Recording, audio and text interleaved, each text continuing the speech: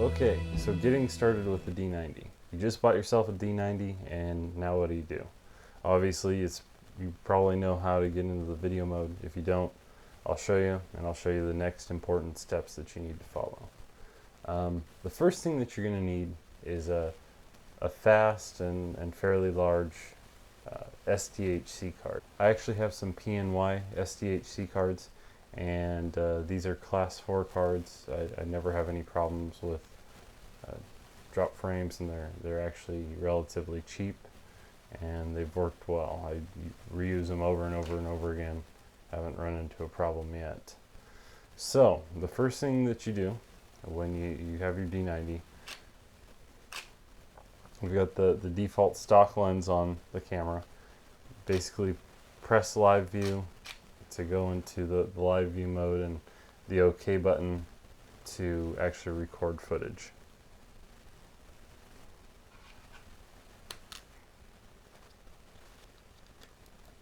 You're going to notice if you go from areas of high brightness to areas of low brightness,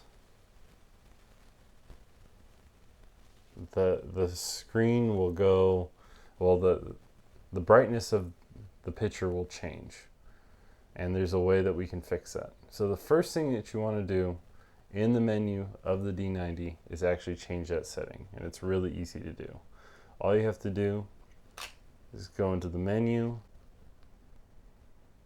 go to assign AE, the AE lock AFL button, and we change that to AE lock hold, and basically hit OK.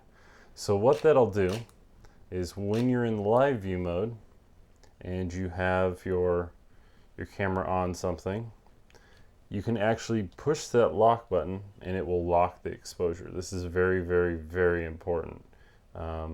This keeps the exposure from jumping from when you pan the camera from an area of low darkness to an area of high brightness. And you'll definitely want that for any of the work that you do. If you don't, it'll look like you're shooting with a cell phone. So the next thing that you'll want to do is, if you move the camera really fast, you're going to notice that the camera makes a lot of jello. Well, straight lines turn into curves. It looks like you're in a bowl of jello. They call it jello. When you're shooting, I recommend holding the camera as steady as you can, possibly with two hands just like this, and doing your pans nice and slowly. And this will definitely help reduce a lot of that. If you can, shoot on a tripod. You can do a lot of tricks on a tripod that make it look like it's handheld, and definitely you'll be much, much, much more pleased with the results. One of the other settings that I changed in the camera under menu, this is solely my personal preference.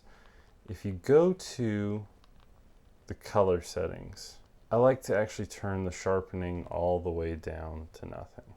And it helps, it doesn't help. You know, it'll definitely depend on your personal preference. Most of everything that you see shot here on this channel is shot with the sharpness at the lowest setting.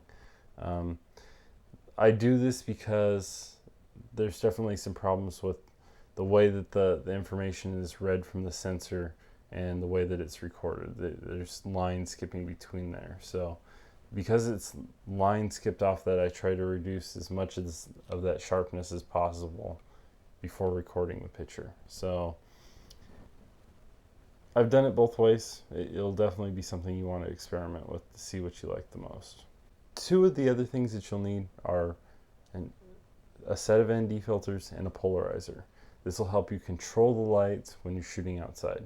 We'll talk a bit more about that in shooting outside, but you'll definitely need both of those so that you can control the light coming into the camera, so that you can control the shutter speed of the camera, since there are no manual controls. With this camera, it's basically you're hoping to try to get the best picture you can just by almost sheer luck. So some of the tips that will go on in other parts of this will help you optimize that picture. Okay, let's talk about a couple of the other controls.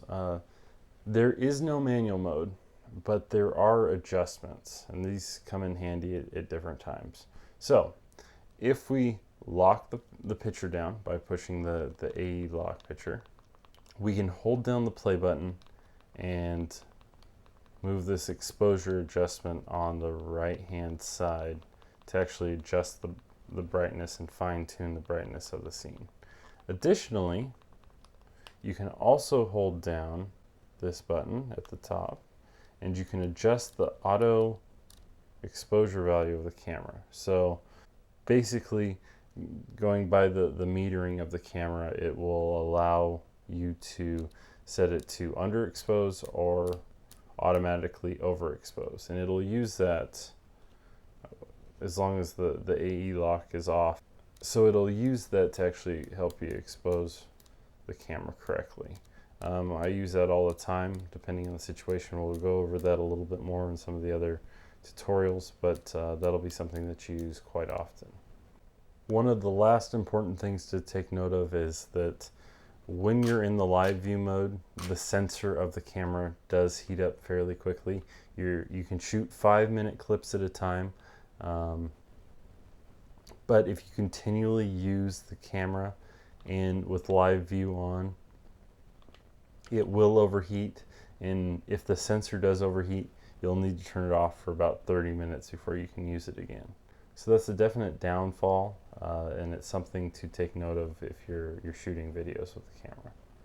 So if you have any other questions or comments, I have more videos in this series that you can watch. You can make that selection next, or you can post comments below and I can answer those questions for you.